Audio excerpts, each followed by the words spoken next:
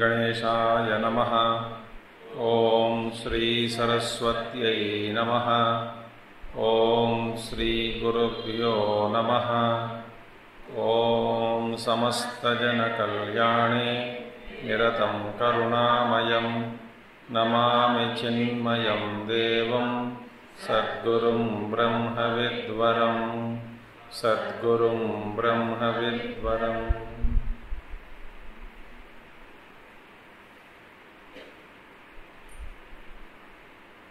ओम व्यासं वसिष्ठनप्तारं शक्ते पौत्रमकल्मषं पराशरात्मजं वन्दे शुकतातं तपोनिधिं। व्यासाय विष्णुरूपाय व्यासरूपाय विष्णवे नमो वै ब्रह्मनिधये वासिष्ठाय नमो नमः। वसुदेवसुतं देवं कंसचाणूरमर्दनं देवकी परमानन्दं कृष्णं वन्दे जगद्गुरुं कृष्णं वन्दे जगद्गुरुम्।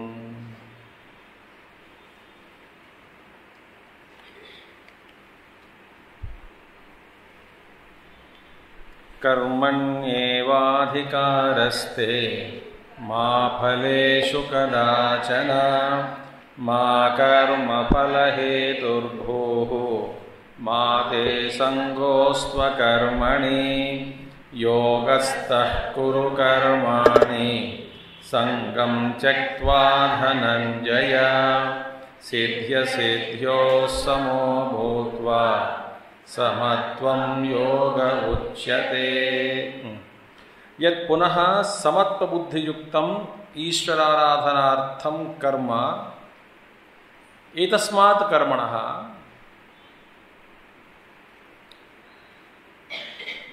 फिर हम भगवान कहते हैं आचार्य जी समत्व बुद्धि युक्तम, समत्व बुद्धि से युक्त जो भी कर्म माने समत्व बुद्धि को अपनाने से अपनाकर जब हम सभी कर्म करते हैं इसका मतलब क्या है? समत्वम योग उच्यते।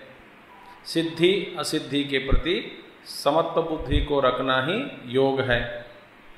तो उस योगस्थ होकर उस योग में स्थित होकर तुम सारे कर्म करते रहो। संगम त्यक्त्वा, संगम माने योग माने ईश्वरार्पण बुद्धि, वहाँ पे भी ईश्वर मुझ पर प्रसन्न हो इसी ऐसी भावना को भी त्याग कर जब हम कर्म करते हैं वह कर्म सारे कर्म फिर उसको कह सकते हैं हम कि योगस्थ होकर किया जा रहा है। कर्म सारे कर्म योगस्थ होकर किया जा रहे हैं माने योगस्थ होकर कर्म करना वो है। माने फिर योग का मतलब क्या है? सिद्धि और असिद्धि के प्रति। सिद्धि का मतलब क्या है? अंतःकरण में, शुद्ध अंतःकरण में जो ज्ञान का उदय होता है उस ज्ञान को ही सिद्धि कहते हैं। और ज्ञान नहीं हुआ अंतःकरण कर्म के बाद, क्योंकि कर्म करते समय अंतःकरण में शुद्धि नहीं रही, शुद्धता नहीं आई, तो इसीलिए आया नहीं शुद्धता, इसीलिए तब क्या होगा? इसका परिणाम क्या होगा? तद विपर्यय माने सिद्धि नहीं असिद्धि हो जाएगी। इसका मतलब क्या है? कर्म के बाद अंतःकरण में कुछ लेश, कौन सा है ये लेश? अनेक प्रकार के लेश, कुछ भी हो, किसी भी प्रकार का एक लेश या 2 प्रकार या 3 प्रकार या अनेक प्रकार के लेश मात्र कुछ दुर्गुण, कुछ भावनाएं रह जाती हैं कर्म के बाद। ऐसा कि कर्म के बाद कभी ऐसा हो सकता है कि असंतृप्ति, तो कर्म के बाद या किसी के प्रति द्वेष या अपने भीतर न्यून भाव दूसरों के प्रति, या नहीं तो गर्व, इस तरह के किसी भी प्रकार के जो भावनाएं, अनेक प्रकार के भावना में किसी भी प्रकार के भावनाएं जब रह जाती है अंतःकरण में कर्म के बाद, माने वहाँ पे कर्म का जो फल मिलना था, योगस्थ होकर कर्म नहीं करने से क्या हुआ, सिद्धि नहीं हुई। सिद्धि माने तो ये अंतःकरण में कर्म के बाद कुछ जलन हुआ हो, रह गया, या असंतृप्ति हर कर्म के बाद, तो तृप्ति नहीं हुई। जब तृप्ति नहीं हुई, इसका विपरीत जो भी है भावना या विपरीत बुद्धि उसमें बैठ गया विचार, इसके कारण अंतःकरण में शुद्धि नहीं हुआ। अंतःकरण शुद्धि नहीं हुआ, इसीलिए ज्ञान नहीं हुआ। देखिए, तो जब ज्ञान नहीं हुआ फिर उसको हम असिद्धि कहते हैं। तो सिद्धि और असिद्धि के प्रति समभाव, समत्व भाव को रखना, समत्व बुद्धि रखकर व्यवहार करना, ये कब होगा, जब हम योगस्थ होकर व्यवहार करते हैं तभी होगा। योगस्थ माने सारे कर्म ईश्वर के लिए ही करे, सिर्फ ईश्वर के लिए ही करे। तो फिर क्या हुआ, आखिर में भगवान कहते हैं समत्वम योग उच्यते। ऐसी जो समत्व है उसी को हम योग कहते हैं। अच्छा, तो अब भगवान कहते हैं समत्व बुद्धि युक्तम, माने समत्व बुद्धि से युक्त ईश्वराराधनार्थम कर्म, ईश्वर आराधन अर्पित मान ईश्वरार्पित बुद्धि से किए गए कर्म।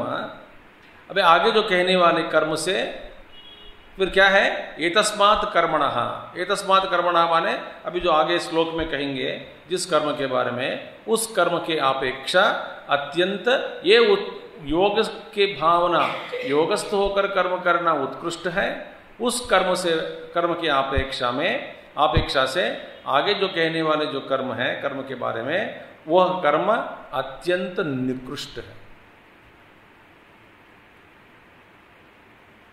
ये दूर क्या है, ये दूर, बहुत दूर है।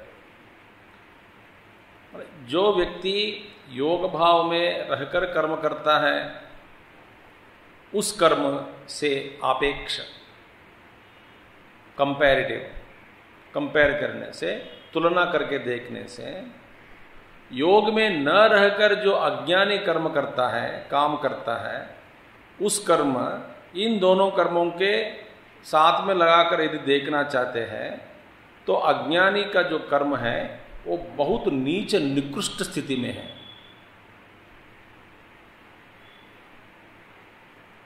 योग में स्थित होकर कर्म किया तो उत्कृष्ट कर्म हो गया।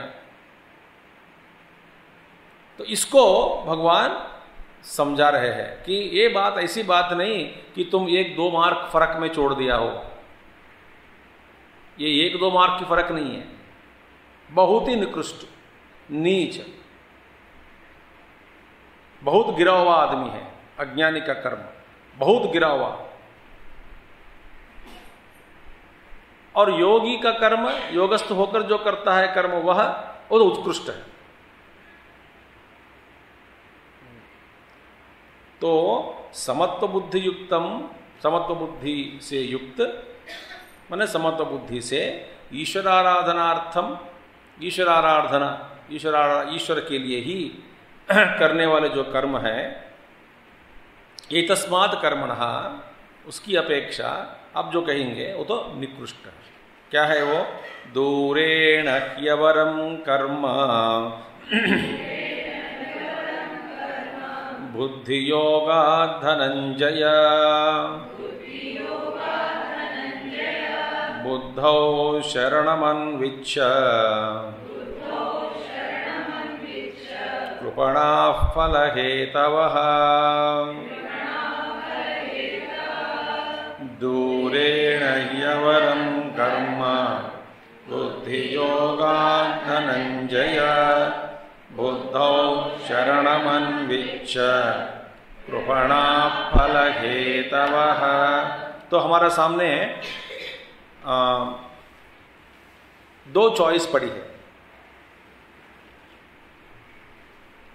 दो तरह का, दो भावनाओं से हम कर्म कर सकते हैं। एक है योगस्थ होकर करो या अज्ञानी होकर करो, इस बीच में कुछ और कुछ है ही नहीं।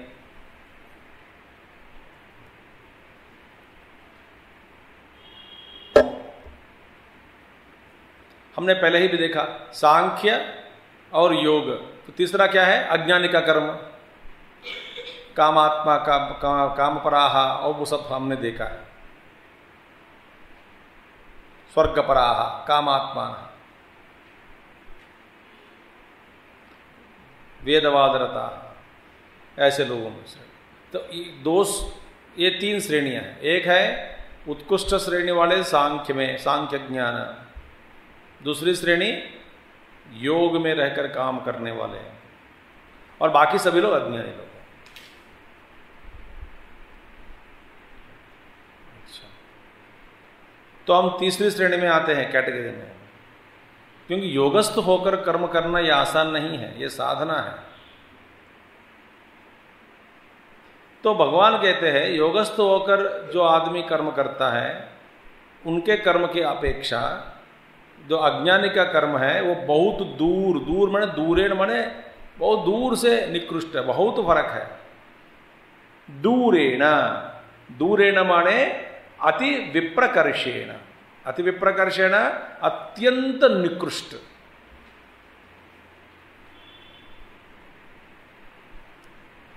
अत्यंत नीच में गिर गया उसका कर्म, क्योंकि अवरम, अवरम माने निकृष्टम, अति विप्रकर्षेण अत्यंत अवरम निकृष्टम कर्म, अत्यंत निकृष्ट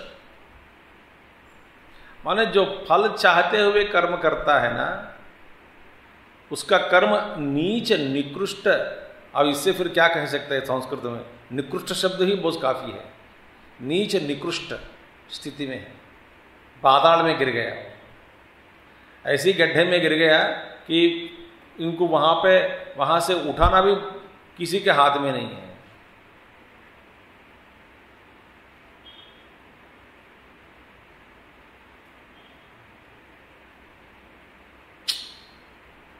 निकृष्टम कर्म। कौन सा है ये कर्म? फलार्थिना, फलार्थिना माने जो फल चाहने वाला, क्रियमाणम, जो फल चाहने वाला जो कर्म करता है, माने जो कर्म इनके द्वारा किया जा रहा है, ऐसे लोगों का फलार्थी के द्वारा किया गया कर्म बुद्धि योगात अत्यंत निकृष्टम, निकृष्टम कर्म। बुद्धि योग से जो करता है वो तो उच्च स्थिति पे, उच्च स्थिति, ये नीच स्थिति। तो समत्व बुद्धि युक्तात् कर्मणः जन्म मरणादि हेतुत्वात् हे धनंजय, क्योंकि अज्ञान का कर्म जन्म और मरण का हेतु बन जाता है। तो इसका मतलब क्या है? हर जन्म माने जन्म जन्म से और भी नीचे गिरता जा रहा है।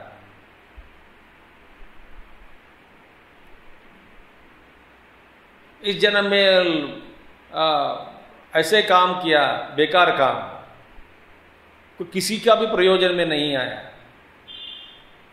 प्रयोजन की बात दूर है, तो सही भावना से भी नहीं किया। न जाने किस लिए हम जन्म लिया, क्या कर रहे हैं, क्यों जी रहे हैं,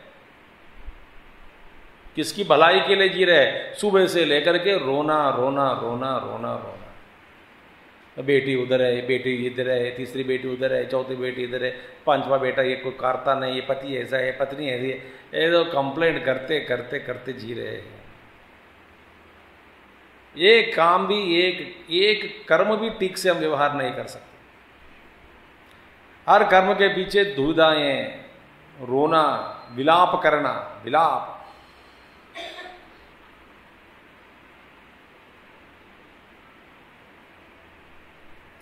फिर हम इसका परिणाम क्या होगा, माने जन्म के बाद जन्म और नीचे गिर जा रहा है, इतना नीचे एक गड्ढे के अंदर गिर गया कि आवाज भी नहीं पहुंचती ऊपर, और कोई देख भी नहीं सकता कि इस गड्ढे में, इतने गहरे गड्ढे अंदर कोई पड़ा है,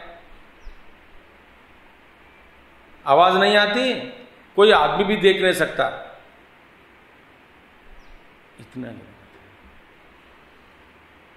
तो पलार्थिना क्रियमाणाम, पलार्थी के द्वारा किए गए जो कर्म है बुद्धि योग से देखने से, आप बुद्धि योग कर्म से अपेक्षा समत्व बुद्धि योगात कर्मणः, बुद्धि योग माने समत्व बुद्धि के समत्व बुद्धि युक्तात्, समत्व बुद्धि लगाकर कर्म करने से, उस कर्म से ये कर्म निकृष्ट है, क्योंकि जन्म मरणादि हेतुत्वात्, ये कारण बन गया जन्म और मरण का कारण।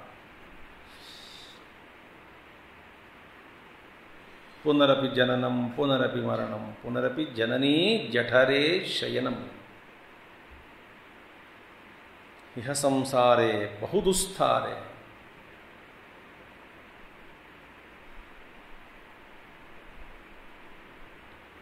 यतः एवं, ऐसी बात है, जो बात है अभी इसीलिए, तो एवं योग विषयायाम बुद्धौ, योग विषय का जो बुद्धि है उस बुद्धि में, योग विषयायाम बुद्धौ,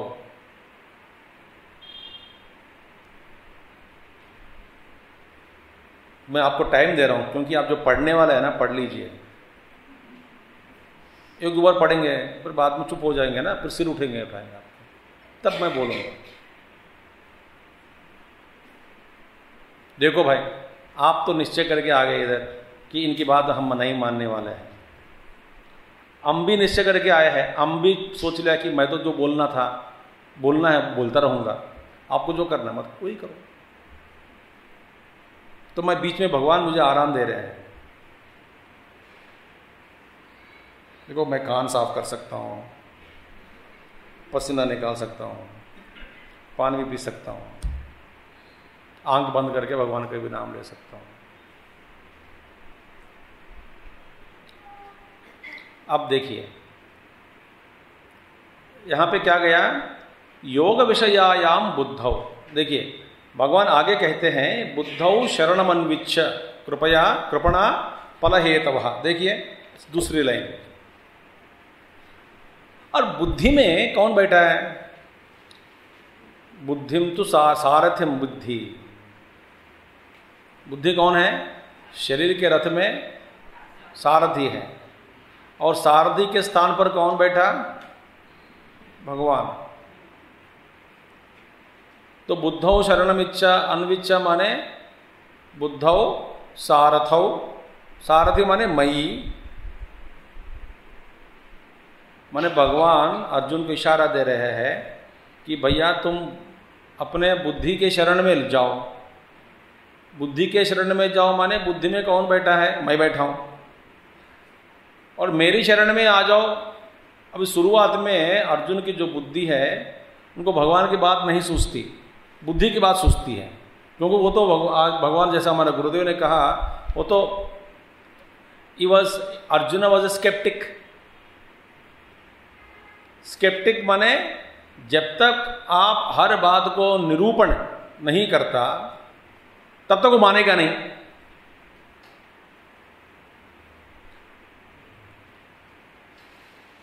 तो अब देखिए योग विषयायाम बुद्धौ, एक योग विषय की बुद्धि हो गई, एक सांख्य बुद्धि हो गई। माने सांख्य बुद्धि योग विषय बुद्धि माने कर्मयोग, योगस्तकुरु कर्माणि। योग विषय जो बुद्धि है तत्परिपाकजायाम वा, फिर योग विषयक बुद्धि में माने तुम रहने से वो बुद्धि में परिपक्व आ जाएगा, परिपक्वता माने परिपाक माने मैच्योरिटी, फलीभूत हो जाएगा, विकसित हो जाएगा उस बुद्धि। परि माने समन्तात, एक फल जो है परिपक्व हम किस लिए कहते हैं कि जब फल है, फॉर एग्जाम्पल एक पेड़ में एक फल है, फल पक गई, अच्छा एक आम का फल जो पक गया माने परिपक्व माने बाहर भी पकना चाहिए, अंदर भी पकना चाहिए, ऊपर और नीचे चारों ओर से जब फल पक जाता है तब उस फल में स्वाद, एक स्वादिष्ट फल बन जाता है। उसको कहते हैं परिपाक।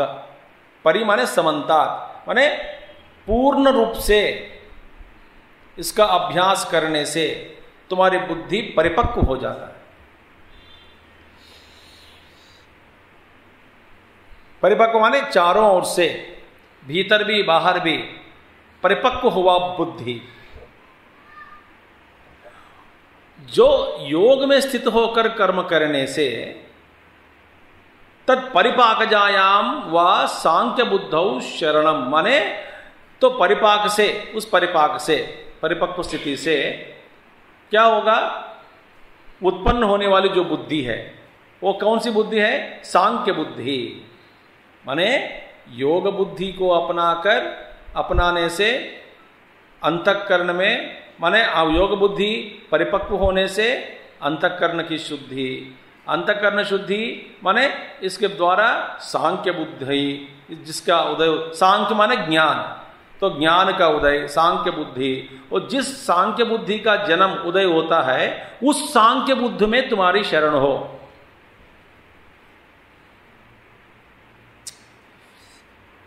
बिना कर्म सांख्य बुद्धि का हम कुछ कर लें, नहीं, कुछ नहीं होगा। सांख्य बुद्धि नहीं होगा, नहीं बनती, नहीं। क्यों? बिना कर्म। तो पहला कर्म करके देखिए, तत्परिपाकजायाम जो बुद्धि है वही सांख्य बुद्धि है, माने परिपक्व हुआ बुद्धि का नाम ही सांख्य बुद्धि। तो बुद्धि में उस सांख्य बुद्धौ शरणम, शरणम माने आश्रयम। आश्रय माने क्या है, जब हम किसी का आश्रय में चले जाते हैं वहां पे क्या है, अभय प्राप्ति कारणम माने भय रहित हो जाते हैं। हमारे आश्रय मिल गई, वहां पे एक कमरा मिल गया, आश्रय मिल गया, पेड़ मिल गया, आश्रय, किसी के शरण में गया, अब आश्रय मिल गया। आश्रय का मतलब क्या है, जब तक हम वहां रहेंगे तब तक हमारे हृदय में कोई भय नहीं रहता। तो अभय प्राप्ति।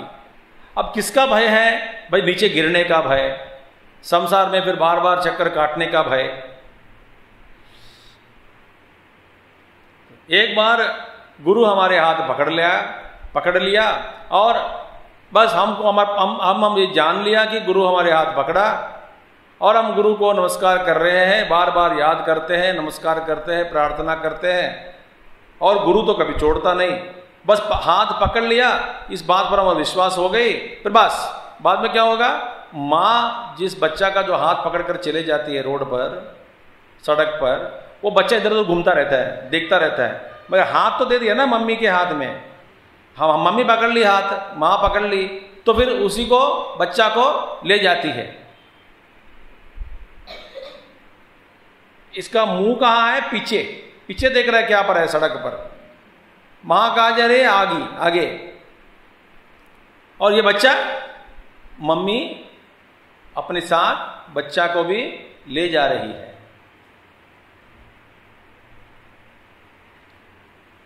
तो हम यदि शरण में चले गए, शरण का माने आश्रय, शरणम अन्विच्छ, शरणम माने आश्रयम। आश्रय का मतलब क्या है, अभय प्राप्ति कारणम। आश्रय किसका कारण है, अभय प्राप्ति का कारण है। अभय प्राप्ति माने निर्भय होकर हम व्यवहार कर सकते हैं, निर्भयता आ जाती है मन में। अब बिल्कुल भय नहीं,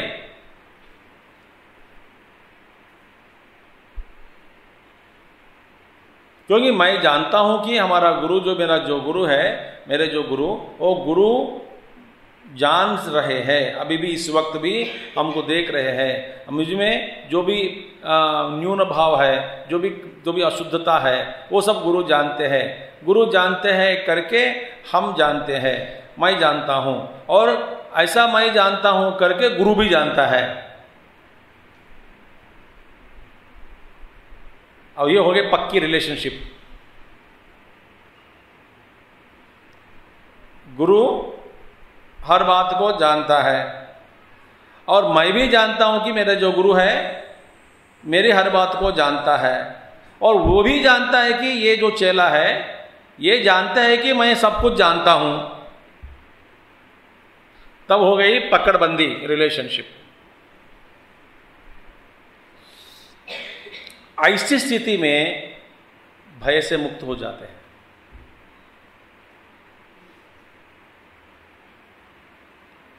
यहां तक पहुंचना चाहिए, नहीं तो क्या होगा, हम गुरु का नाम ले रहे हैं सब मिलकर या अकेले, और गुरु पता नहीं सुनता कि नहीं, या नहीं तो कई बार गुरु तो जानता है हमको, हम इनका सिग्नल जो है हम पकड़ नहीं पा रहे हैं, फिर हमारे मन में संदेह है, फिर संदेह पूर्वक व्यवहार, तो पता नहीं गुरु तो दे रहे हैं आशीर्वाद, हाँ फिर हम स्वीकार करने में ही हमारी जो बुद्धि बिगड़ गई, क्योंकि हम तो भय है और हमको डर है, हमको संदेह भी हो रहा है, डाउट हो रहा है, शक हो रहा है कि गुरु देख रहा है कि नहीं।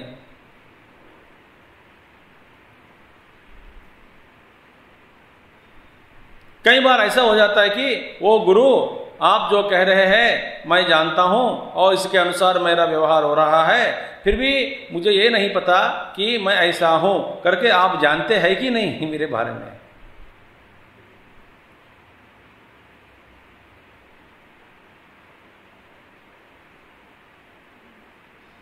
इस तरह का जब हो जाता है ना, भय रहित हो जाता है। इसीलिए भगवान कृष्ण कहते हैं कि योगस्थ होकर कर्म करो, और फलार्थी होकर कर्म किया बेकार है। तो योग विषयाम तत्परिपाकजायाम सांख्य बुद्धौ, उस सांख्य बुद्धू में तुम अपनी शरण ले लो। देखिए, शरणम अभय प्राप्ति कारणम, अन्विच्छ माने प्रार्थयस्व, अन्विच्छ प्रार्थयस्व परमार्थ ज्ञान शरणो भव। परमात्मा का ज्ञान है, उनकी शरण में, परमार्थ ज्ञान की शरण में चले जाओ।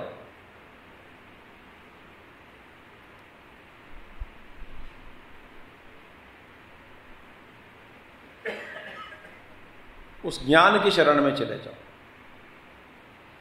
तो अभी इसका मतलब क्या है, दूरे नहीं अवरम कर्म। तो इसलिए कि फलार्थी न, फलार्थी जो कर्म करता है संगी भाव से, उसका जो कर्म है नीचे है, निकृष्ट कर्म है। तू तो ले लो, शरण ले लो, किसमें, बुद्धौ, बुद्धि में। तो भगवान कहते हैं यतः अवरम कर्म कुर्वाणाः कृपणाः दीनाः फलहेतवः फलतृष्णा प्रयुक्ताः सन्तः। देखिए, क्योंकि अवरम कर्म कुर्वाणाः, ये फलतृष्णा से माने फलाकांक्ष से प्रेरित होकर जो कर्म करते हैं, इसका मतलब सकाम कर्म करने वाला, ऐसे जो कर्म करने वाला है वो क्या है, दीनाहा। देखिए देखिए, कृपण माने कौन होता है, अज्ञानी। कृपण माने मक्की चूस, कृपण माने और क्या है, एकदम मूर्ख। कृपण माने मक्की चूस, कृपण माने मूर्ख, कृपण माने अज्ञानी। देखिए,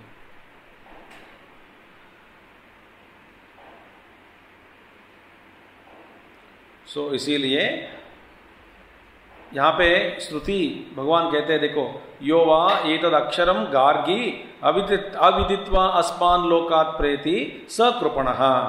बृहदारण्यक में कृपण कौन है, वहां पे बताया कि जो बिना जाने, तत्व को अनुभव करे बिना, शरीर को, इस लोक को छोड़कर जो चला जाता है वे है कृपणः। कृपण माने दीन, माने बिचारा, मर गया बिचारा, ये कृपण है, ये मक्की चूस है। और कृपण कौन होता है, देख सुनिए, सामर्थ्य के अनुसार जो व्यवहार नहीं करता वही कृपण है। आपको 10 रुपया दान देने की समर्थता है, सामर्थ्य है, समर्थ है आप 10 रुपया दान देने की, मगर देते नहीं।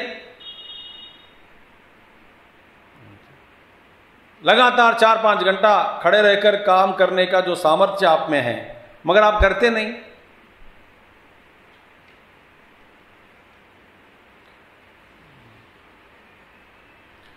टीवी बंद करके, बिल्कुल बंद करके रहने का सामर्थ्य आप में है, मगर आप एकदम मक्खी चूसे इसमें कृपण है। इसका सामर्थ्य 1% भी संभालते नहीं। माने हमारा जो सामर्थ्य, हम जिसके लिए लायक है, हम जो काम कर सकते हैं, हम जो सोच विचार प्रकट कर सकते हैं, जिस तरह के व्यवहार हम प्रकट कर सकते हैं, इसके अनुरूप हम नहीं जी पाते हैं या जी रहे हैं, वही है कृपणा। अच्छा, फिर हमारा सामर्थ्य क्या है? परमार्थ तत्व को जानने के लिए ही भगवान ने शरीर दिया हमको। तो जाने बिना मर गया तो एकदम कृपण।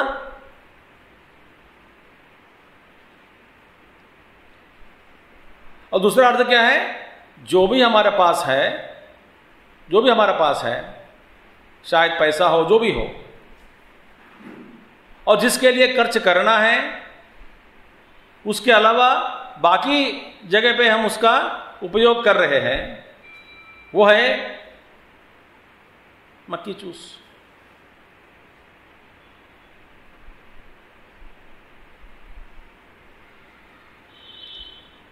इसलिए यहां पे बृहदारण्यक उपनिषद में आती है, वहां पे ये तद अक्षरम, ये गार्गी, जो व्यक्ति अविदित्वा अस्मात् लोकात् प्रेति, अक्षरम अविदित्वा, अक्षर तत्व जो है उसको जाने बिना, अविदित्वा अस्मात् लोकात् प्रेति, इस लोक से चला जाता है, वो है कृपणः, वही है दीन। माने सारा जीवन व्यर्थ हो गया।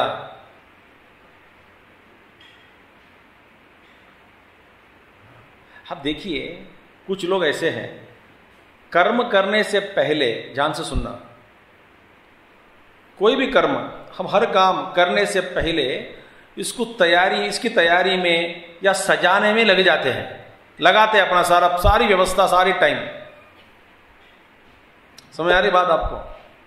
अब देखिए कि कुछ खाना बनानी है तो बना दो, मगर इसकी तैयारी में इतने घंटे लगा देते हैं आप, माने आखिरी जो असली जो कर्म है उस पर ध्यान नहीं देते बिल्कुल। टेबल सजाने में जितना समय हम लेते हैं, बस जिसके लिए सजाया टेबल, वो काम तो बिल्कुल नहीं करते। जैसे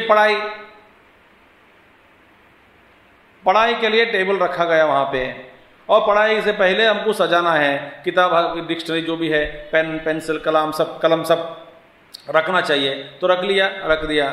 माने इसकी सजाने में ही टाइम लगा देते हैं, और एक्चुअल जो कर्म करना है उसमें कोई इसका सदुपयोग या समय का उपयोग नहीं करते। इसी तरह हमारे सारे जीवन सजाने में लग गए, तैयारी में लग गए।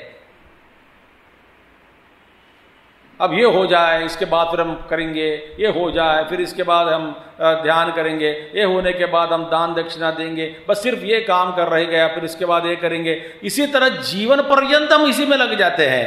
आखिर जो समय, माने आखिर में, अंत में हम ये सब सजाते गए जीवन में,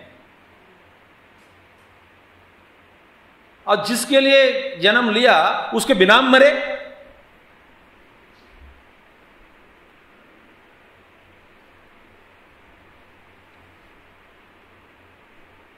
अब 1.5 घंटा यदि पूजा करनी हो, जो फंक्शंस में, फॉर एग्जाम्पल उदाहरण के लिए बता रहा हूं आपको, ये 1.5 घंटे में यदि कोई फंक्शन है तो पूजा पाठ करनी है तो ठीक है, और इसमें 1.5 घंटे में आप 1 घंटे से ज्यादा बस सजाने में लग गए,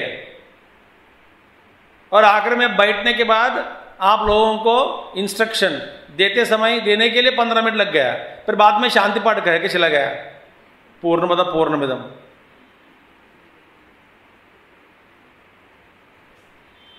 एक बार ऐसा करना चाहता हूं मैं, एक बार देख, मजा आएगा। कोई पूजा पाठ कुछ नहीं है भैया। किस लिए ये सब आया है, आप लोग यहाँ पे आए पूजा के लिए, तो तैयारी करो, पहले से तैयारी करो, बस जितना समय उसका उसके लिए व्यतीत करना है व्यतीत करो, मगर पूरा समय इसी में लग गया।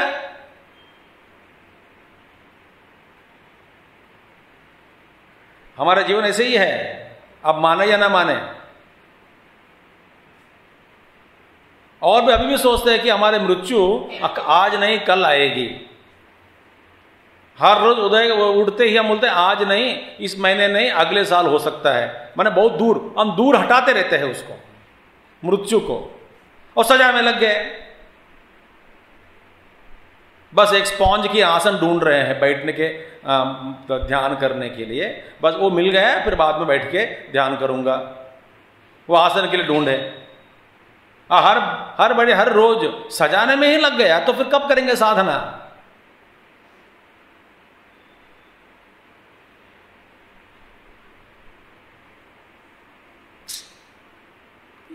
छोटी छोटी बात नहीं है, ये तो सूक्ष्म की बात है।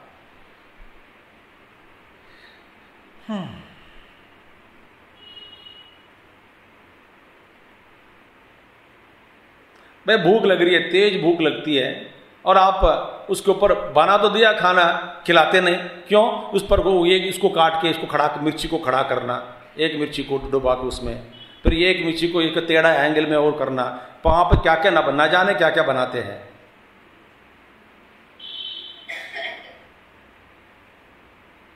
भूख लग रही है यार, तो जल्दी खिलाओ, नहीं नहीं हो जाएंगे, समझो हो जाएगा, सब कुछ हो गया, बस तैयारी कर रहे। तैयारी माने अलंकार, बाद में जब अलंकार को भूख लग रही, तेज भूख लगती है, ये बेवकूफी का लक्षण है।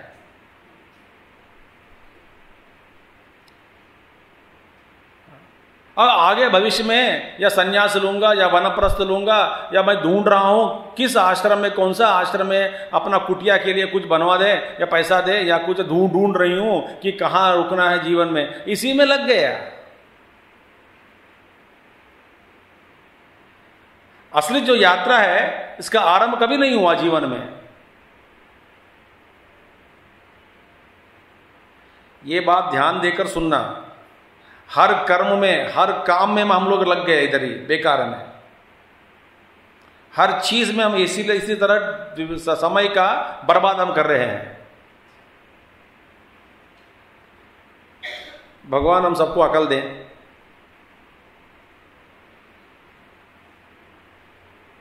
और लोग बोलते हैं कि फॉर एग्जाम्पल कुछ दाग लगे, छोटी सी दाग, और लोगों का नजर उसी दाग पर लगता है, गिरेगी, बोलते हैं स्वामी जी यहां पे दाग लग गया है, तो मैं क्या करूं? मैं तो डॉग नहीं हूं ना, मैं डॉग थोड़ी हूं, इंग्लिश डॉग। और इस दाग के लिए आप इतनी मेहनत बेकार में समय, अरे लगने देना।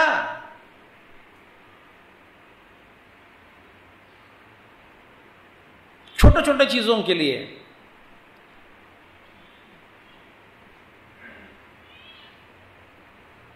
जहां पर आवश्यक नहीं है, अनावश्यक चीजों में हमारे जो परफेक्शन के लिए हम दिखाए थे और सारी कुशलता दिखा देते, कौशल्य,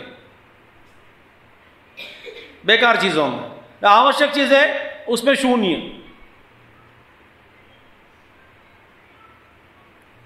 तो जो जीवन पर्यंत सारे जीवन में तैयारी में लग गए, किसकी तैयारी? मौत के लिए, मौत की तैयारी में।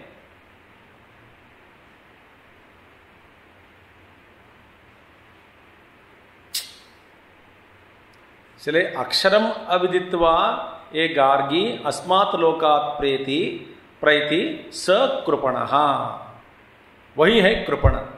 तो माने सारा जो कर्म हम कर रहे हैं जी, तो कोई भी किसी का भी काम नहीं है, क्योंकि अज्ञानी की दृष्टि है, ऐसे पलार्थी होकर हम कर्म कर रहे हैं, ना अंतःकरण शुद्ध होती है, कुछ भी नहीं है, सारा बेकार है।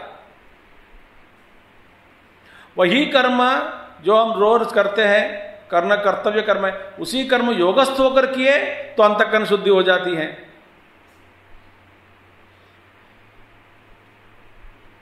सजाने में लग गए, जीवन सजाने में। इसीलिए तो भगवान कहते हैं दूरे नहीं अवरम कर्म, बुद्धि होगा, बुद्धि योग से लेकर दृष्टि से देखोगे तो तुम्हारे जो कर्म है फलार्थी होकर कर्म करना, ये तो एकदम निकम्मा, बिल्कुल नीच निकृष्ट गिरा हुआ आदमी, गिरा नहीं पृथ्वी में नहीं पाताल में से भी नीचे गिर गया, यदि कुछ भी हो पाताल से भी नीचे।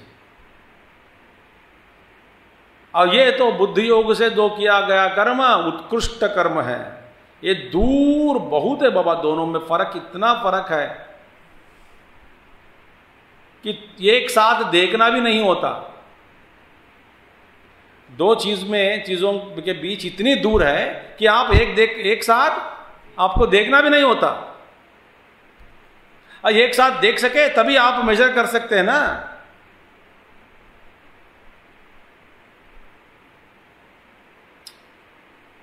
तो समत्व बुद्धि युक्त सन स्वधर्मम अनुष्ठितन यद फलम प्राप्नोति तत्शृणु। अब भगवान आचार्य जी कहते हैं समत्व बुद्धि से युक्त होकर, समत्व बुद्धि युक्त सन, अच्छा, स्वधर्मम अनुतिष्ठन, अनुतिष्ठन माने स्वधर्म को आचरण करते हुए, स्वधर्म आचरण करते हुए, प्रेजेंट कंटिन्यूअस है वो तो, सो अनुतिष्ठन स्व समत्व बुद्धि युक्त सन, समत्व बुद्धि से युक्त होकर, स्वधर्मम अनुतिष्ठन, स्वधर्म आचरण में, स्वधर्म आचरण करने वाला जो भी है, करते हुए, यद फलम करने से, यद फलम प्राप्त होती, जो फल मिलेगा उसका जो फल है वो फल सुनो।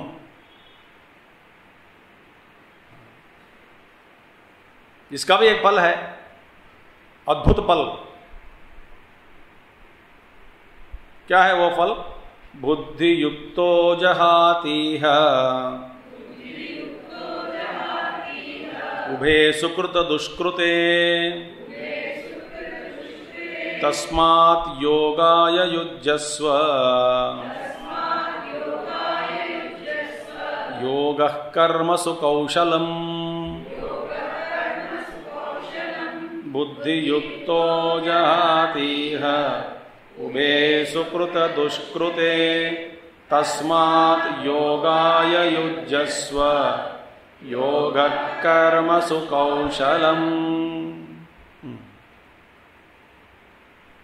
अब भगवान बताते हैं बुद्धि युक्त माने समत्व विषयया बुद्धिया युक्त, माने समत्व बुद्धि के साथ युक्त होकर, माने बुद्धि युक्त, युक्त बुद्धिया युक्तो बुद्धि युक्त। बुद्धि युक्त माने क्या है? समत्व बुद्धि के साथ युक्त हुआ आदमी, व्यक्ति, जो साधक या होने से बुद्धि युक्त। फिर क्या होगा? उस व्यक्ति कि जहाती, उनके लिए क्या होगा? परित्यजति। जो पुरुष क्या होगा? अंतक परित्यजति यह अस्मिन लोके, यहीं पर इसी लोक में जीवन रहते समय, जीते समय ही दोनों को त्याग देता है। क्या है? उभे सुकृत दुष्कृत, सुकृत को और दुष्कृत को। सुकृत माने पुण्य, दुष्कृत पाप, पाप पुण्य को रहते समय ही त्याग देता है। यही है इसका फल, चिपकता नहीं। अरे भैया मुझको ये पाप नहीं चाहिए, पुण्य नहीं चाहिए, दोनों भाड़ में जाओ, मुझे न कुछ ही नहीं चाहिए, हमें कुछ नहीं चाहिए। फिर आप सुख का फल नहीं भोगना चाहता है, अरे भैया मेरा स्वरूप ही सुख स्वरूप है, और कैसा सुख चाहिए मुझे? हमें कुछ नहीं चाहिए। जरा देखो भगवान हमारा परम गुरु तपोवन जी कैसे रहे, कुछ भी नहीं, जो एकदम आवश्यक चीज है वही रखे बस, कुछ भी नहीं। अब बताता हूं आपको, आप एक साधना कर सकते तो करो। माने सुकृत दुष्कृत माने पाप पुण्य से, पुण्य को त्याग दिया, ठीक है। अब ये पाप पुण्य हम सुकृत कर्म करते हैं, दुष्कृत कर्म करते हैं, अहंकार पूर्वक करते हैं, फलार्थी होकर हम करते हैं, इसीलिए ये सब हमको फंसाते हैं दोनों। ठीक है, ऐसा करो कि आज से हाँ जो आवश्यक चीज है उसी से जीना सीखो। आपके पास 4 चप्पल पड़ी है, 3 त्याग देना।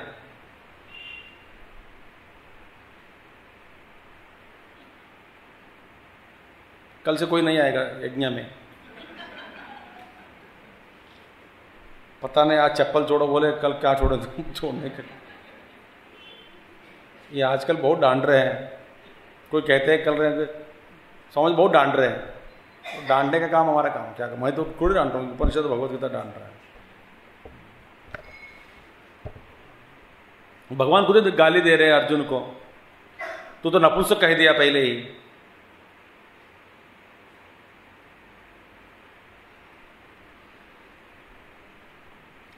बिल्कुल जो आवश्यक है उसी से जियो, ट्राई करो, और इतना मजा आएगा आपको पता नहीं।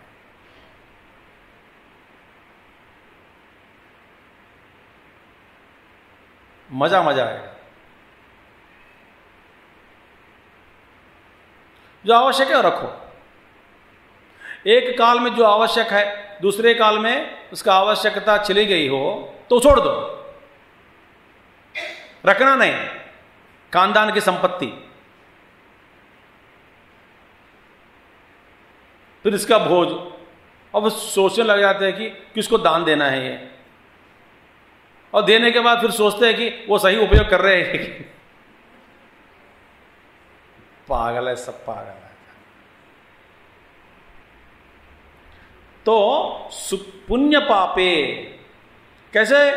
सत्वशुद्धि ज्ञान प्राप्ति द्वारेण यतः, क्योंकि सत्वशुद्धि पहला माने सुकृत दुष्कृत को त्यागने से, समत्व बुद्धि को अपनाने से तो पुण्य पाप से रहित हो जाओगे। पुण्य पापों को छोड़ने से फिर क्या होगा? सत्व शुद्धि होगी। सत्व शुद्धि के द्वारा क्या होगी? ज्ञान प्राप्ति होगी, माने ज्ञान की प्राप्ति।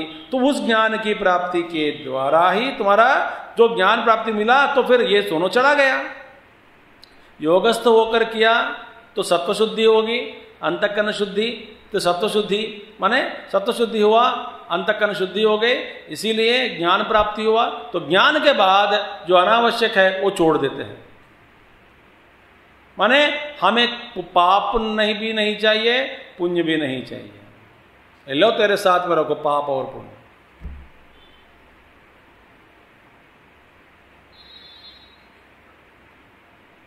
करना क्या है लेकर के? तब क्या होगा? अस्मिन लोके, मैं इसी लोक में रहते समय दोनों से मुक्त हो जाओगे, मरने के बाद नहीं। ये याद रखना, मरने के बाद कोई भरोसा नहीं है।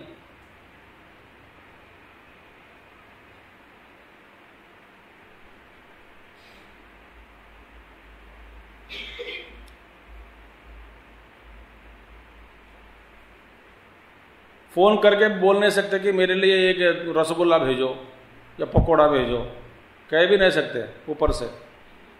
मेरे लिए एक चेयर भेजोगे, बहुत ठंड लग रही है, एक कंबल भेजो।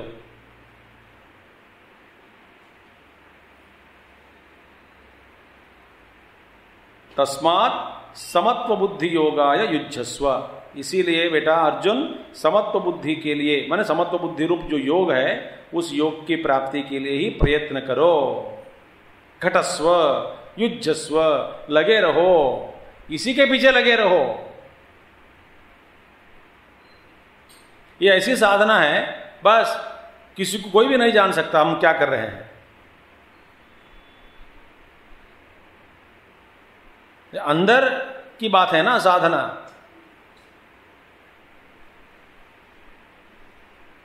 तो समत्व बुद्धि के लिए ही प्रयास करो।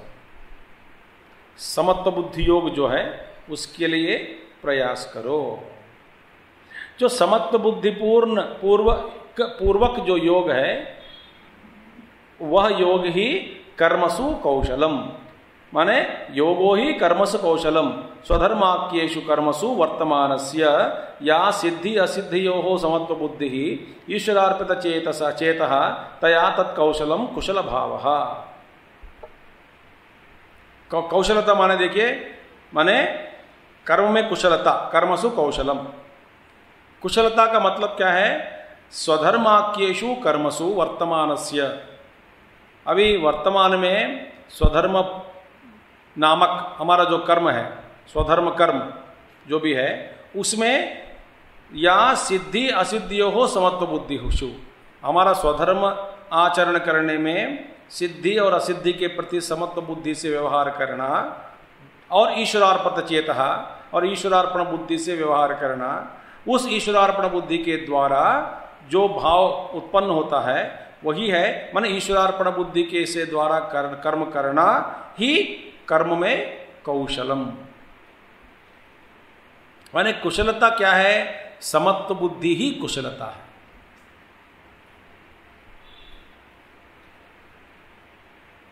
समत्व बुद्धि ही कुशलता।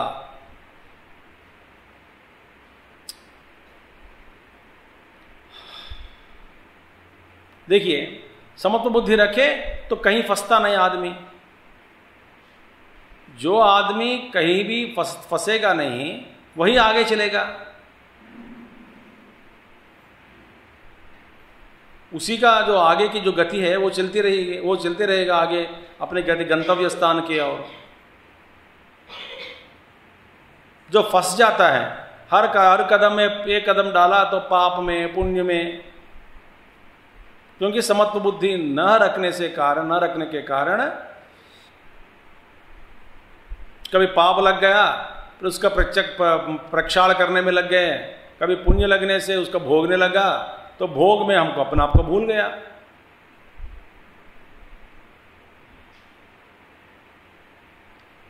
पाप लग गया, दुखी हुआ, तो आगे नहीं जा सकता। बोल दे मैंने बहुत कुछ पाप किया, अरे छोड़ो, उठो ना, मैं उठ नहीं सकता हूं, बताइए मैं इस पाप से छूटने के लिए क्या करूं। पहला उस पाप को तुझको चिपकने क्यों दिया? चिपकने क्यों दिया?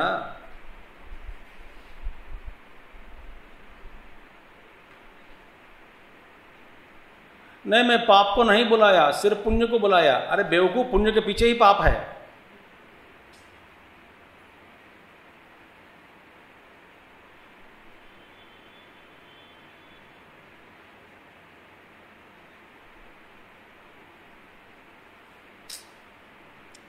इसीलिए ये समत्व बुद्धि जिसको हम रखते हैं,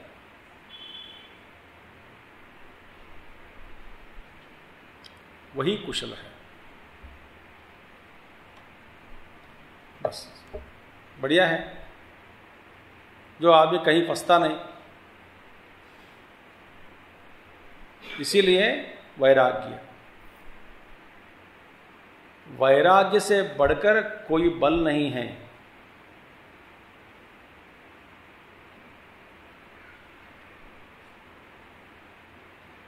वैराग्य से बढ़कर और कोई धैर्य नहीं है। वैराग्य से बढ़कर और कोई शांति नहीं है।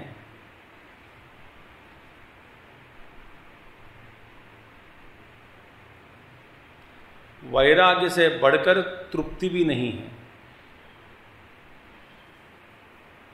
क्योंकि जो विरक्त पुरुष है उसको अपने ही भीतर से जो सुख है, आत्म सुख, उसी से तृप्ति लेता है, मजा लेता है।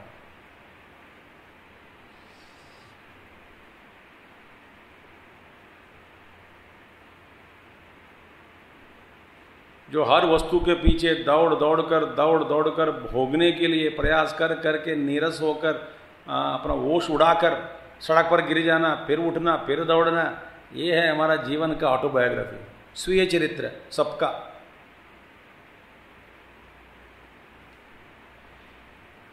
तो यहाँ पे भगवान कहते हैं सिद्धि और असिद्धि के प्रति समत्व भाव रखना ही कुशल है, वही है कुशलता। तत्कौशलम कुशल भाव।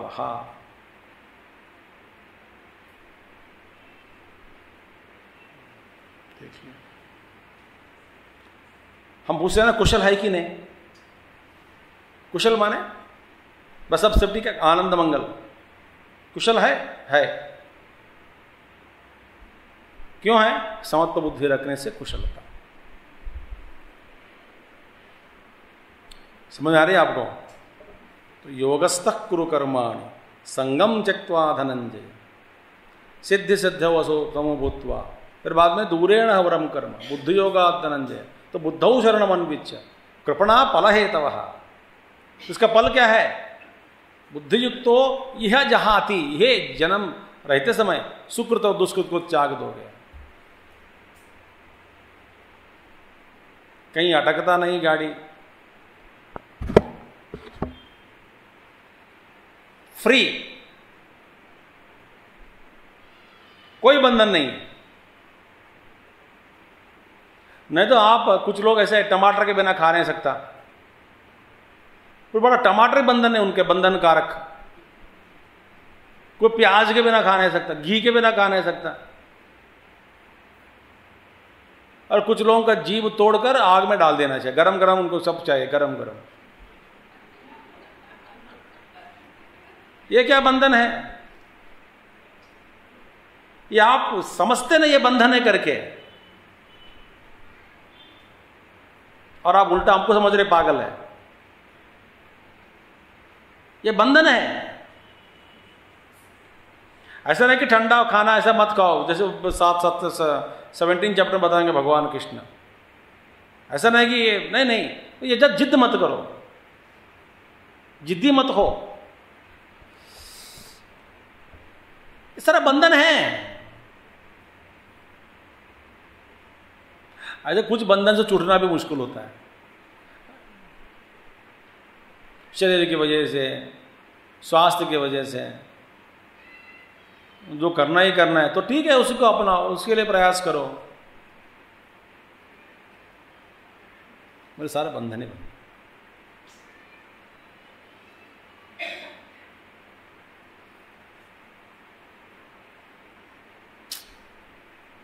एक महात्मा जी ने कहा, मैं जो कपड़ा पहनता हूं मैं तो नहीं देख सकता हूं कौन सा कपड़ा पहना, तो बाकी लोग देख सकते हैं।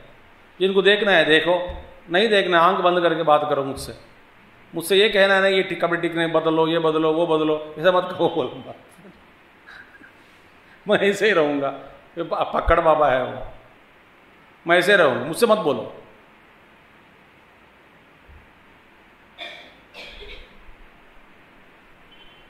तुमको आना है आओ, ना तो नहीं। जैसे अष्टावक्र जब सभा में प्रवेश किया, सब लोग हंसने लगे, बोले ये तो यहां पर चर्मकार है, चर्मकार, चमड़े के ऊपर दृष्टि है मेरी, उनकी दृष्टि। राजा तुम्हारी सभा में सब बेकार लोग हैं, कोई विद्वान नहीं है, उनकी दृष्टि यहीं पर शरीर पर है।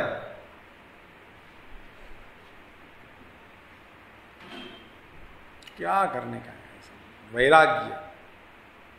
तो इसीलिए तदहि कौशलम क्या है? यद बंध स्वभावानि अपि कर्म, ये ध्यान से सुनना, बंध स्वभावानि अपि कर्माणि तदहि कौशलम, उसी को कौशल कहा जाता है। कौशलता वही है कौशल। क्या है? जो बंध स्वभाव से ही बंधन करने वाला, बंध स्वभावानि अपि कर्माणि, जो कर्म स्वभाव से भी बंधन करने वाला है। माने जो कर्म अपने जो स्वभाव में बैठा है वो तो बंधन कारक है। ऐसे स्वभावानि अपि बंध स्वभावानि अपि कर्माणि समत्व बुद्धिया स्वभावात् निवर्तन्ते। अरे वाह! इस समत्व बुद्धि के जो प्रभाव से, उसको अपनाने से क्या है? स्वभावात् निवर्तते, जो जिसका स्वभाव है वो उसका स्वभाव को भी छोड़कर चले जाता है कर्म।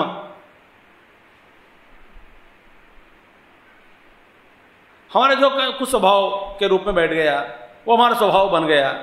फिर ऐसे जो चिपक गया, माने स्वभाव माने चिपक गया समझो, तो ये तो अच्छी बात है। जो हम चिरकाल से अनेक बहुत समय से हम यह सोचकर बैठे कि ये मेरी जो स्वभाव है उससे छुटकारा पाना मुश्किल है, इस स्वभाव को छोड़ना मुश्किल हो रहा है, मैं तो इस जन्म में मेरी परिवर्तन नहीं होगी। इस समत्व भाव को अपनाने से भगवान कहते हैं जो स्वभाव से ही जो बंधन करने वाला जो कर्म है, उसका स्वभाव में ही कर्म है, वो बंधन करने का इस लक्षण है उसमें, ऐसे जो कर्म भी छोड़कर चले जाते हैं।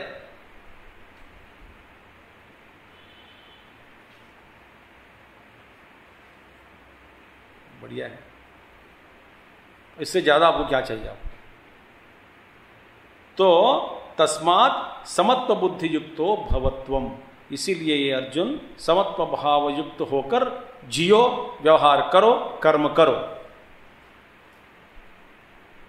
तो ये मत बोलना स्वामी जी समत्व बुद्धि, मगर ऐसी मेरे स्वभाव है, स्वभाव से छूटना मुश्किल है ना। स्वभाव के हमारा जो कर्म है, मैं स्वभाव सिद्ध जो कर्म है, वो कर्म भी दूर चला जाता है। निवर्तन्ते, उसका भी नाश, स्वभाव में भी परिवर्तन आ जाएगा। जिसको हम सोचकर बैठे कि नहीं हो सकता, वो भी हो जाएगा। जैसे कि कुछ लोग सुबह उठ नहीं सकते, हमारा स्वभाव बन गया 10 बजे से पहले नहीं उठ सकते या 9 बजे से पहले, स्वभाव बन गया। ये समत्व बुद्धि रखने से वो भी छूट जाएगा।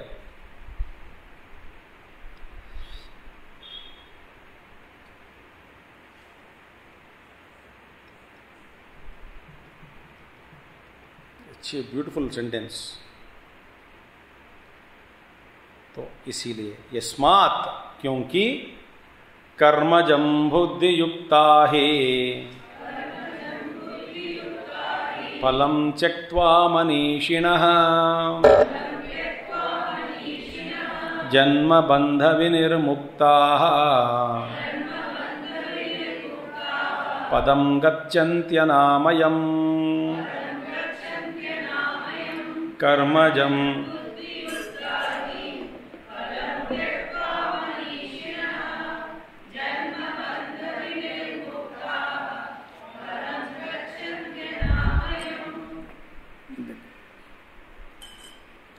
आप इस श्लोकों का एक तोरण बना सकते। तोरण माने एक माला। ये है, आप पॉइंट्स के ऊपर लिखोगे, मजा आएगा।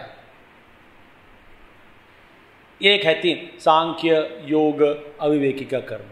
सांख्य का लक्षण यह है, योग का ये है, इसका परिणाम, नतीजा।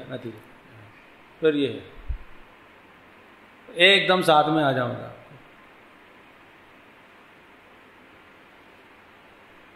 टीवी बंद करके ऐसे मेहनत करो, इस तरह की मेहनत करो, टीवी मत देखो। फिर आपको एक लाइन में आ जाएगी, सब सारे थॉट्स एक लिंक के साथ। एक डिब्बा, दूसरे डिब्बा, बीच में एक लिंक। तो तस्मात् योगा युजस्व योग कर्म से कौशलम, क्योंकि कर्मजम बुद्धि युक्ता ही फलम त्यक्त्वा मनीषिणः। देखिए, कर्मजम फलम त्यक्त्वा इति व्यवहितेन संबंधः। अन्वय ऐसा करना चाहिए, कर्मजम फलम त्यक्त्वा, कर्मजम है, फलम त्यक्त्वा के साथ जाना है। माने कर्मजम, जम माने बॉर्न, तो कर्म के द्वारा जो फल मिला माने कर्म फल। तो कर्मजम फलम, no, कर्म के द्वारा जो फल मिला, उस फल को त्यक्त्वा, छोड़ने के, त्यागने के बाद, त्याग कर, ऐसी ये अन्वय करनी चाहिए। या नहीं तो क्या होगा, कर्मजम बुद्धि युक्ता, अब कर्मजम बुद्धि के साथ जोड़ दिया, माने कर्म करने से जो बुद्धि, कर्म करने से जो जिस बुद्धि का उदय होता है, जिस बुद्धि बनती है, ऐसी भावना आ जाएगी। ये गलत है। तो कर्मजम फलम त्यक्त्वा अन्वय है। देखिए, माने कर्म से, कर्मजम इस पद का क्या करना है, फलम त्यक्त्वा के साथ जोड़ना है, इसका संबंध है, अन्वय। तो इष्ट अनिष्ट देह प्राप्ति ही कर्मजम फलम। कर्म का फल क्या है, कर्मजम फलम माने कर्म से, कर्म करने से जो फल मिलता है वो फल कर्मजम फलम। कर्मजम फल क्या है? वो इष्ट अनिष्ट देह प्राप्ति ही। कभी अच्छा शरीर, कभी बुरा शरीर, इष्ट अनिष्ट देह प्राप्ति। अब देखिए, देह प्राप्ति में सब कुछ आ गया, ये याद रखना। क्योंकि आप देह, आपको एक देह मिली, ठीक है, देह मिली, अच्छा मिली माने कहाँ मिली? एक परिवार में, बस पारिवारिक कर्म लग गए और कर्म के अनुसार आपको जन्म मिला, और उस कर्म के अनुसार आपके परिवार के जो सदस्य है वे सभी लोग झोपड़पट्टी के लोग हैं, तो वही जन्म हुआ।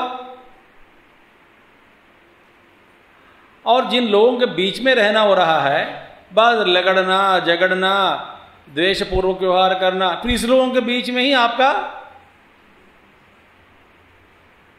जीना हो रहा है। तो ऐसे लोगों का ही आप मनोभावनाओं को आप अपनाओगे, फिर स्वास्थ्य बिगड़ जाएगी। क्योंकि जन्म देह मिला जिस पॉइंट, जहां पर किस लोगों के बीच में, जहां पर किस स्थिति में आपको जो देह मिली, तो उसी बस वहीं से चलती है गाड़ी। आपका पुण्य फल हो, कर्म फल हो, कभी बदलता है। क्योंकि देह मिली तो स्वास्थ्य अच्छे, आरोग्यपूर्वक शरीर, या तो रोगपूर्वक शरीर।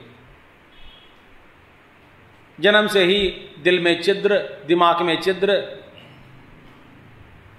किसी ने, मैंने सुना कि एक जान पहचान व्यक्ति, बड़ा बीपी बढ़ गया, बेचारे को कब कुछ नहीं हो रहा है।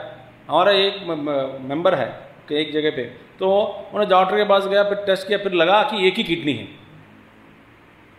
बेचारा उसको 35, 80, 40 ईयर्स, 40 साल के बाद पता लगा कि एक ही किडनी से मैं जी रहा हूँ, और वो किडनी भी खराब हो गया, अभी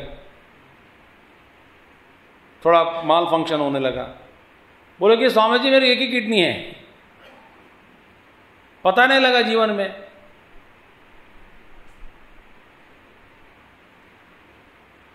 तो ये किस तरह का शरीर? तो देह मिली माने परिवार जोड़ दो, कर्म जोड़ दो, स्थल जोड़ दो, कौन सा देश में आपका जन्म हुआ, किस तरह के लोगों के बीच में हुआ, कर्म वहीं से शुरू। भगवान और कुछ नहीं करेगा, कर्म के अनुसार हमको एक शरीर दे देता है। मैंने शरीर का जो स्वास्थ्य, स्थिति, रंग, रूप, व्यवहार, सब पारिवारिक लोग, देश, फिर कुल, सांप्रदाय, फिर सिद्धांत, कौन से सिद्धांतों के बीच में आपका जन्म हुआ।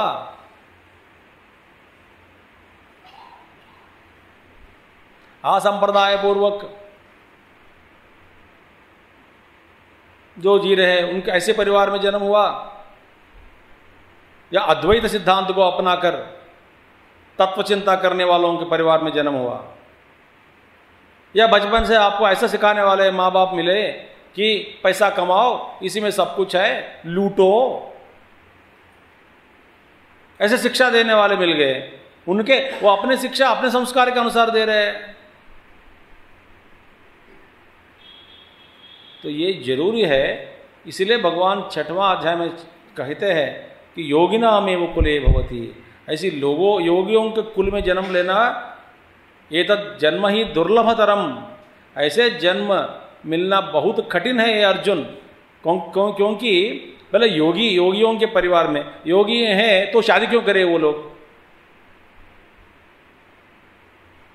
कुछ महात्मा लोग बस अपने गुरु के आदेशानुसार, कर्म के अनुसार तो फिर शादी करते हैं। तो उनके परिवार में जन्म लेना, उनके पुत्र के रूप में जन्म लेना, ऐसे लोग बहुत कम है। फिर आपको कब मिलना चॉइस?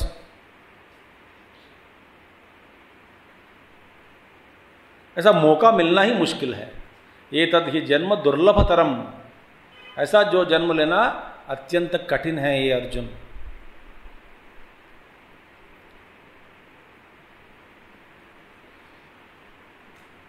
है आश्रम, और आश्रम के जो अभी कुछ लोगों को बाधा बनकर, कुछ लोगों को आशीर्वाद के रूप में स्वीकार करते हैं।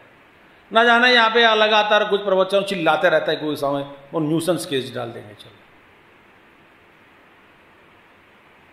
है इसका सदुपयोग करने वाला बहुत कम है संस्कार। तो इसीलिए भगवान कहते हैं इष्ट अनिष्ट देह प्राप्ति ही कर्मजम फलम। फल वहां से शुरू होगा, फिर वहां के हर कर्म का फल। तो कर्मभ्यो जातम कर्मजम फलम, और कर्मज फल, और समत्व बुद्धि, बुद्धियुक्ता, समत्व बुद्धियुक्ता ही यस्मात् फलम त्यक्त्वा। और समत्व बुद्धि से युक्त जो भी पुरुष है, ऐसा जो पुरुष है, कर्मभ्यो जातम फलम त्यक्त्वा, उस कर्म के द्वारा जो प्राप्त हुआ फल को त्यक्त्वा परित्यज्वा, परित्यज्य। कौन करता है ऐसा? समत्व बुद्धि युक्ता ही, माने समत्व बुद्धि से युक्त जो पुरुष है वही ये करेगा। क्या करेगा? कर्म से, कर्म करने से जो मिला फल, उस फल को त्याग देता है। परित्यज्य, त्यक्त्वा परित्यज्य, जो हुआ हुआ। आगे आएंगे फिर बाद में, अच्छा श्लोक है अगला श्लोक, नहीं और एक विषय है इसमें अगला श्लोक में। तो त्यक्त्वा परित्यज्वा, परित्यज्य कौन है? मनीषिणः, मनीषिण माने ज्ञानिनः, मनीषिण माने ज्ञानी। तो कर्मजम फलम त्यक्त्वा, बुद्धियुक्ता मनीषिणः, जो ज्ञानी लोग हैं, बुद्धियुक्त से होकर व्यवहार करने से ऐसा जो कर्म फल को त्याग देता है, त्याग कर फिर क्या है? जन्म बंध विनिर्मुक्ताः, माने ज्ञानिनो भूत्वा, ज्ञानी बनकर। क्योंकि परित्यज्य, परित्यक्त कर दिया, छोड़कर, फिर बाद में ज्ञानी हो गया। क्योंकि छोड़ने से ही थोड़ा दिमाग में बैठेगा कि ये क्या है, क्या करना है। छोड़ने से ही अंतःकरण शुद्धि होगी, अंतःकरण शुद्धि होने से ही थोड़ा बुद्धि विकसित हो जाएगी। बुद्धि विकास हुआ तभी फिर हम जान पड़ता है कि क्या है, क्या सच है, क्या झूठ है, क्या किसको अपनाना है, किसको छोड़ना है, कैसा व्यवहार करना है। ये बुद्धि के द्वारा ही होगा। बुद्धि का विकास होना चाहिए। और बुद्धि का विकास जबरदस्ती करके, जैसे एक मूड़ के जो पल्प, ये पुष्प को पर जबरदस्ती खोल दिया समझो, मन विकसित करा दिया जोर लगा के, बल लगाकर, तो क्या शोभा है उसमें? न खुशबू आती है, न रूप है, न रंग है, न ब्यूटी है। तो जबरदस्त करने से कुछ नहीं होगा, भीतर से ही विकसित होना चाहिए। सो जन्म एव, अब देखिए, ज्ञानिनो भूत्वा जन्म बंध विनिर्मुक्ताः। जन्म बंध विनिर्मुक्ताः माने जन्म और बंध नहीं है। फिर क्या कहते हैं? जन्म एव बंधः, जन्म ही बंध है। ऐसा मत कहो कि जन्म लेने के बाद इस जन्म में बहुत बंधकारक है, so many problems in life. ना, प्रॉब्लम्स इन लाइफ नहीं, life itself is a problem. जन्म क्यों लिया? जन्म क्यों लिया?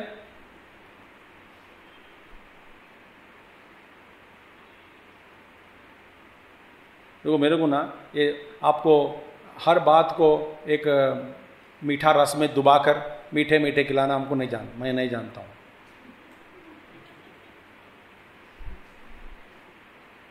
हर चीज़ शुगर कोटिंग करके खिला दीजिए, ऐसा नहीं होगा और बिगड़ जाओगे आप। जो सच है वही सच है। तो जन्म एव बंधः, जन्म लेने के बाद अनेक प्रकार के कष्ट उठाना पड़ता है। अरे भैया, जन्म ही कष्ट है। क्या जन्म लेना क्या आसान है क्या? अरे मां के गर्भ से बाहर निकलना दोनों को कष्ट है। ये भी रोता है, वो भी रोती है, और बाकी जो देख रहे हैं वो हंसते रहते हैं।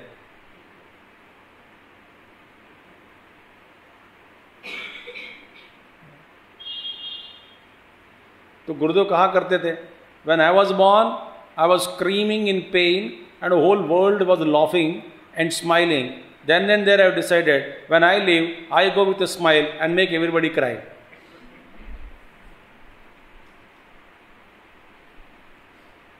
तो ही डिड इट। पंगा मेरे साथ लिया मेरा जन्म लेते समय ऐसा करते हैं, मैं दिखाऊंगा आपको। जब मैं छोड़कर जाऊंगा ना, मैं खुशी से जाऊंगा और आपको रुलाऊंगा, क्योंकि जब मेरा जन्म हुआ मैं रोते रोते बाहर आया हूं और आप लोग मजा उठाया उसका, मेरे रोना का मजा उठाया आपने। तो जन्म ये वो बंध है, जन्म बंध है। तेन विनिर्मुक्ता, उस जन्म से छूट गया। विनिर्मुक्ता कब? जीवंत एव। अरे वाह, जीवंत एव माने मरने के बाद शरीर छूट गया नहीं, शरीर में रहते हुए ही शरीर के साथ बिना संबंध बैठा अंदर, बिल्कुल संबंध नहीं है, वो फ्रीडम है। आप देखिए, आप सीट में बैठने के बाद आप सीट को चिपक गए समझो, गाड़ी के सीट जो है ड्राइवर सीट चिपक गए, फिर कैसा रहेगा आपको? चिपक गए सीट को, ड्राइवर सीट के सामने बैठ गए, चिपक गए मैंने वहीं सोना। बस चलो तेरे को आपको आराम दे देता हूं। क्या आराम है? बस सीट को पीछे करके सो सकते, चिपक तो गए नीचे, उठ नहीं सकता। अब क्या करोगे? क्या ये फ्रीडम है? छोड़कर उठ नहीं सकता, बाहर नहीं आ सकता। मरे विदेह मुक्त जो पुरुष है, जब चाहे शरीर से वो मुक्त है, जब चाहे तभी उसका उपयोग करे, न तो हमेशा अंदर तो विनिर्मुक्त। जैसे कि मैंने सुना कि महात्मा जी हमारा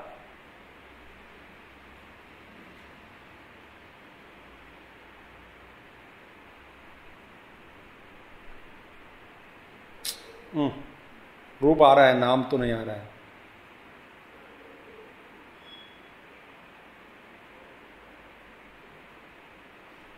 कोई भी हो, जो भी हो, वो बताना चाहता नहीं हूँ अपना नाम, बाद में याद आ जाएगा तुरंत आपको बोलने के बाद, तब मैं बताऊंगा नहीं।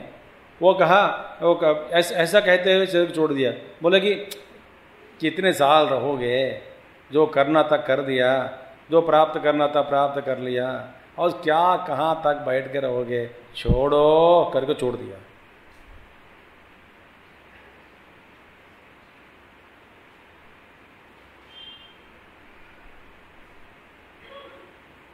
विनिर्मुक्ता सो जीवंत एव जन्म बंध विनिर्मुक्ता। जीवन जीते समय ही छोड़ दिया सबको, सबसे छूट गया, बंधन सारा बंध तोड़ गया। और कुछ कोई, मैं देखा ऐसे लोगों को बिल्कुल निस्संग पूर्वक व्यवहार स्वभाव से ही कर रहे हैं।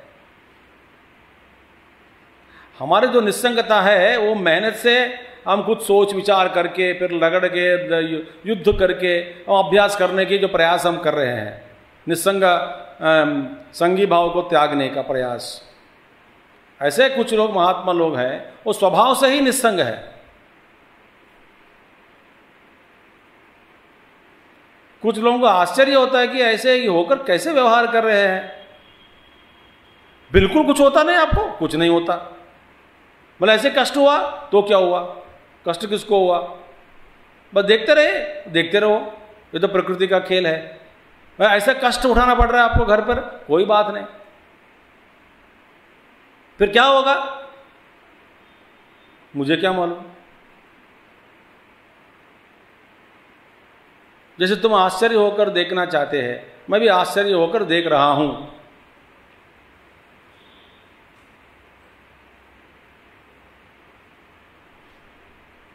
और हमको उपदेश दिए कि जो भीतर तुम बैठोगे ना, बैठो, बस चंचल नहीं होना चाहिए, बिल्कुल हिलना नहीं चाहिए अपने पोजीशन से। अब पोजीशन ही नहीं है तो फिर कहाँ है। मैंने बोलते अंदर जो बैठा बैठो,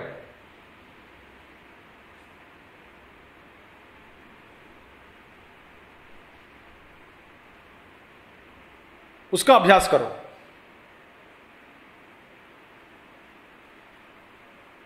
ये एक कोई विषय, कोई एकदम कोई आया, कोई कुछ एकदम अंदर 1 2 3 मंजिल ऊपर उठकर आत्मस्थ होकर देखो। नीचे उतरा तो फंस जाओगे। तो उतरो मत।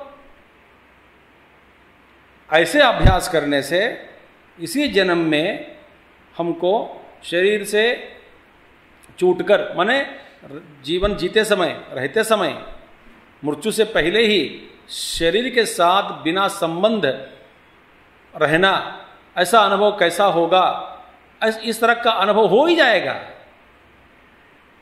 तब मजा आएगा आपको जीवन जीने में।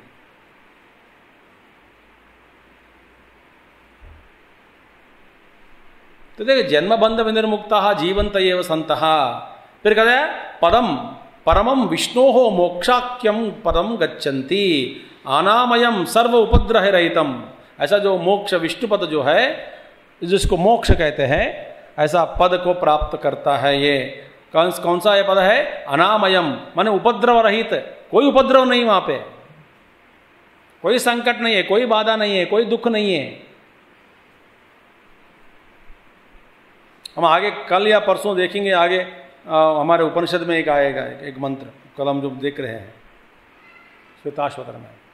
ऐसे जो महात्मा को कोई ऋषि शासन नहीं कर सकता, शास्त्र भी शासन नहीं कर सकती, जीवन मुक्त को कोई शासन नहीं कर सकता। ये तो किसी का बात नहीं मानता है, माने ऋषि भी उनको ये करो ऐसा उपदेश नहीं दे सकता, ऋषि का के अंडर भी नहीं है, शास्त्र भी कुछ नहीं कह सकती। ऐसे है जीवन मुक्त का लक्षण। फिर बृहदारण्यक में उपनिषद में आएगा कि फिर वो क्या है, वो जैसे है वैसे ही है, वही सच है।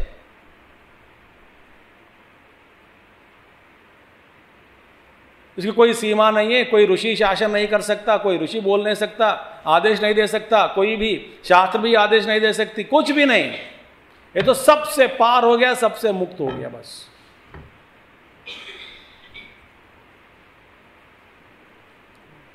न देवताएं, न वेद, न ऋषि, न मुनि, कोई भी कोई शासन नहीं कर सकता। ये तो पूर्ण रूप से मुक्त हो गया। ऐसी है स्थिति। इसका शुरुआत कहां से है? योगस्तक कुरु कर्माणि, वही मेरा हमारे हाथ में है। अपने हाथ में क्या है अभी? इस तरह के साधना के अलावा और क्या कर सकते हैं बताओ? आप क्या 2-3 घंटा लगातार पूजा कर सकते हैं? नहीं कर सकते। 4 घंटा, एक आधा घंटा ध्यान में बैठ सकते हैं क्या? नहीं बैठ सकते। 6-7 घंटे लगातार जप कर सकते हैं क्या? नहीं कर सकते। लगातार टीवी देख सकते हैं क्या? खूब देख सकते हैं।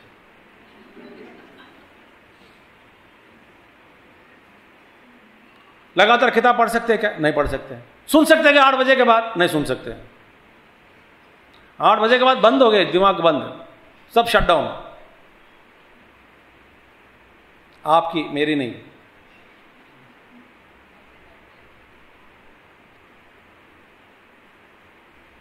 फिर क्या ये बंधन है? बंधन है। इसलिए आगे भी आएंगे, अगला श्लोक इसका फिर और देख मजबूत करेंगे, हमारे सोच और विचार को मजबूत करने वाली है ये भगवत गीता।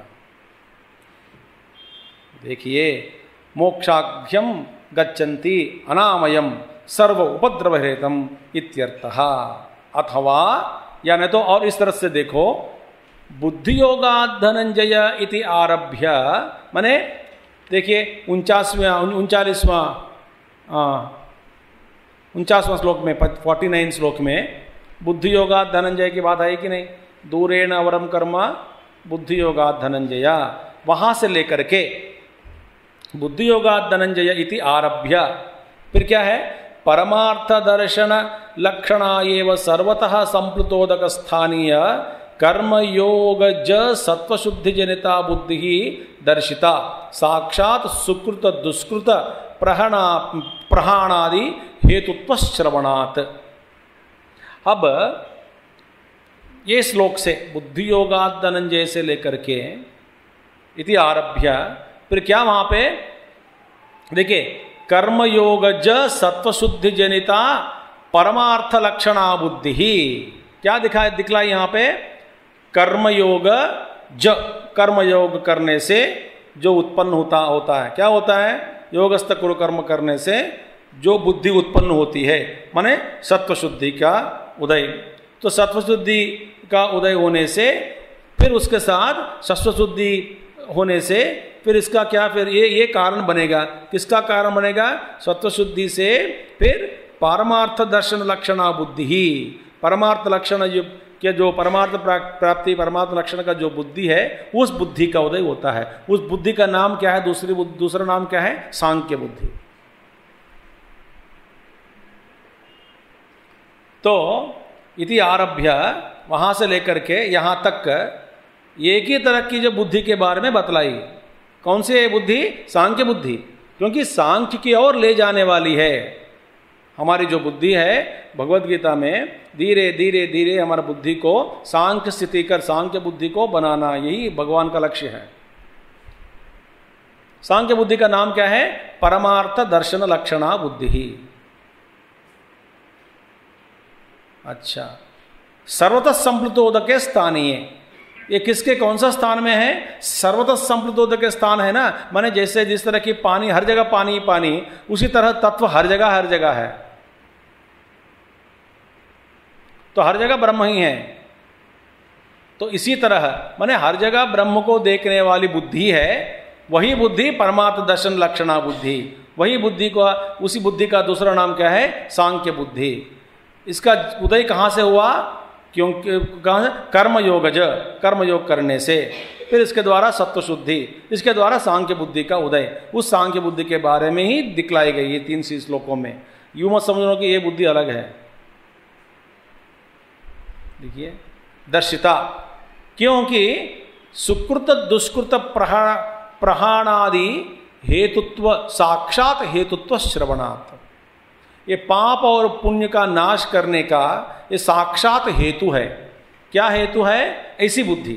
सांख्य बुद्धि किसका हेतु है? साक्षात हेतु। साक्षात हेतु माने डायरेक्ट कॉज। क्योंकि सांख्य बुद्धि को प्राप्त किया तो इसका मतलब पाप और पुण्य से छूट गया।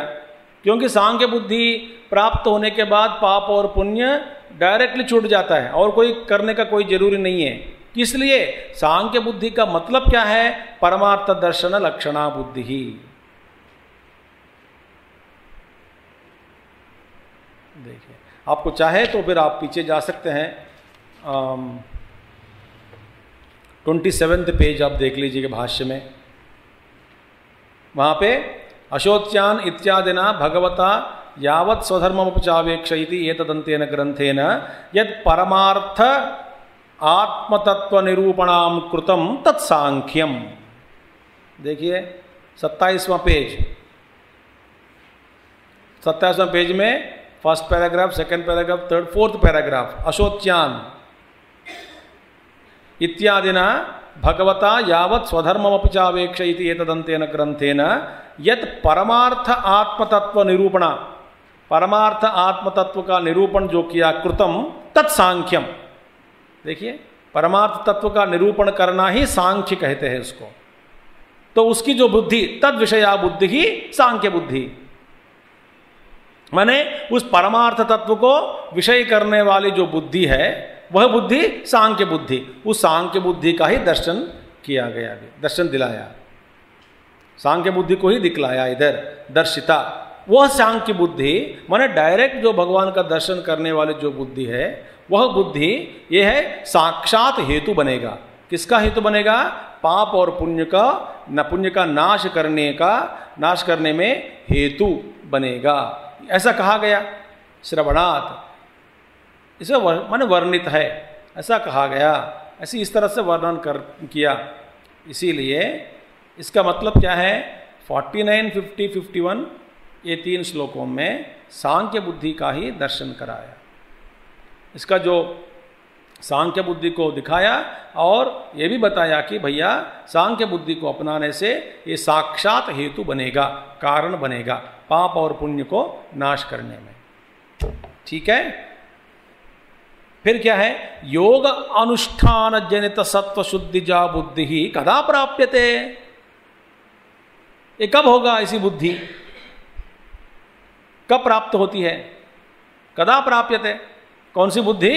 योग अनुष्ठान के द्वारा सत्व शुद्धि की प्राप्ति, उस सत्व शुद्धि के द्वारा जो बुद्धि का निर्माण होता है, जो बुद्धि का उदय होता है, जो बुद्धि को प्राप्त हम कर लेते हैं, इस तरह की सांख्य बुद्धि कब होगी? हमको ऐसी बुद्धि चाहिए। इसका प्रमाण क्या है? कब होगी? माने किस स्थिति में? माने आपने क्या कहा? कर्म करो, अंतःकरण शुद्धि होगी, अंतःकरण शुद्धि के द्वारा ज्ञान प्राप्ति, वही सांख्य बुद्धि। सांख्य बुद्धि में कब होगी? माने कौन सी स्थिति है ये? इसका स्थिति क्या है? इसकी स्थिति क्या है?